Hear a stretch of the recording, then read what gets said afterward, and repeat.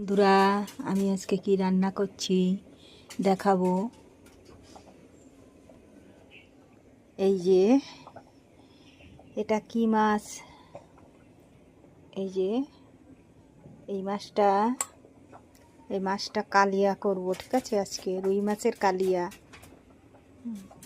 যা তো ছেলেটা কাজে যায়নি, বলল মা আজকে রুই মাছের কালিয়া করো, তাই রুই মাছের কালিয়া করব।